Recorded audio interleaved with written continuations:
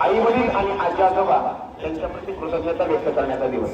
आणि म्हणूनच आमच्या प्रशालेचा विद्यार्थी आपल्या प्रशालेच्या प्रांगणामध्ये आपल्या घरातील आलेले ज्येष्ठ मंडळी, आई वडील आजी आजोबा चुलता चुलती जे काही कोण आपल्या घरातील ज्येष्ठ मंडळी आले असतील त्यांच्याजवळ या ठिकाणी आता जाईल.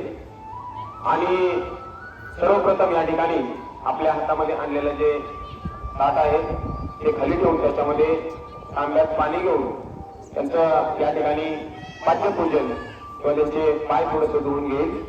आपल्याकडे असणाऱ्या कापडाने ते पाय पुसून घेणार आहे आणि मग त्याच्यावर पायावर हळदी कुंकू आणलेली फुलं टाकून या ठिकाणी विद्यार्थी दर्शन घेणार आहे, आई वडिलांचं दर्शन घेणार आहे.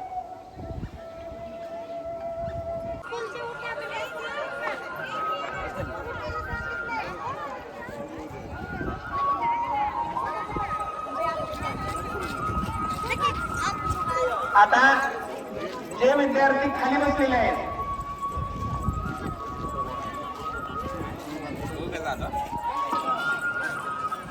जे विद्यार्थी ज्यांचे पालक आलेले नाहीत त्यांना सगळ्यांनी मुलांनी या बेंचीच्या पाठीमागे सगळे उभं राहायचे. प्रत्येकाने आपापल्या पालकांना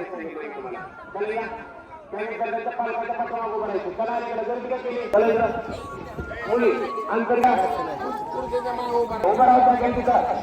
ठीक आहे, बसू द्या, बसा बसा बसा बसला असेल तर बसा, चांगला बसा, खाली बसा. हा मुली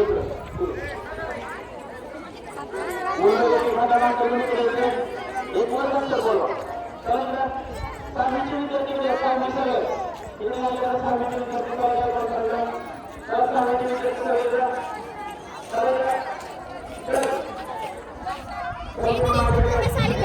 थोडस अलीकडे मांडी घालून बसा, मांडी घालून मांडी घालून.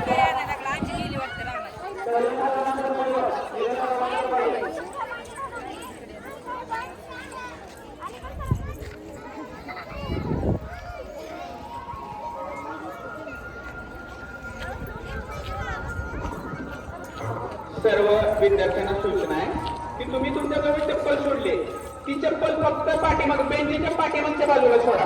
तुमच्या पाठीमागं नको, बेंचीच्या पाठीमागं सोडा चप्पला सगळ्या.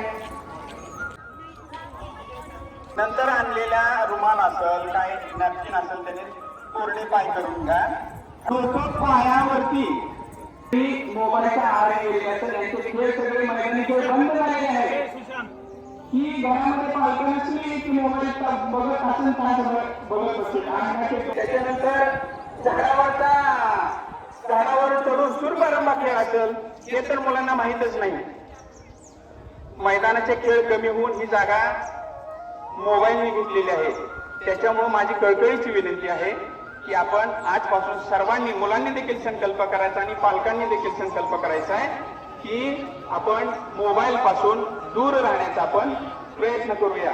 आणि आणखी एक, थंड पेयाच्या नावाखाली बरीच मुलं स्टिंग वगैरे असे कोल्ड्रिंक्स, एनर्जी ड्रिंक्स पिताना दिसत आहेत. आमच्या विद्यालयामध्ये तर कटाक्षाने हे नियम पाळले जातात की मैदानामध्ये सोडा, परंतु गावामध्ये सुद्धा कधीही कोणी स्टिंग पिताना दिसत नाही.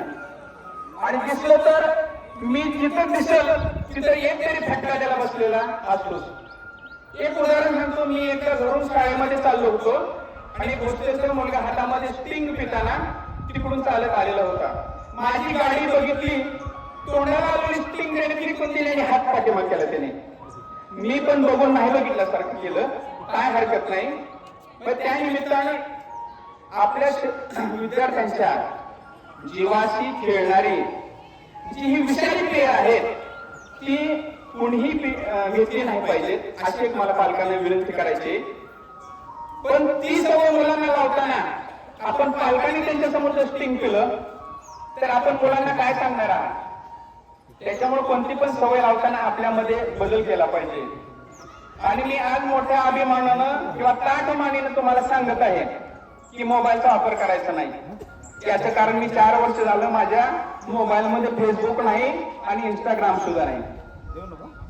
त्याच्यामुळे कोणती पण सवय आपण आधी स्वतः अंगीकारली पाहिजे आणि नंतर आपण त्या सवयी मुलांना लावल्या पाहिजेत. या निमित्तानं एवढंच सांगायचंय. पुन्हा एकदा आपण सर्वजण पालक या ठिकाणी उपस्थित झालात, आपलं खूप खूप धन्यवाद. भविष्यातला आता खायच्या नसतील तर ह्या सवयी आपण लावल्या पाहिजेत आणि ती सवय आम्ही शाळेपासून सुरू करत आहोत. आपण आपलं आचरण सुद्धा विद्यार्थ्यापुढे आदर्शवत असावं अशी अपेक्षा व्यक्त करतो आणि सोनवणे सरांना सूचना करतो की त्यांनी ते संगीत चालू करावं आणि सर्व विद्यार्थ्यांनी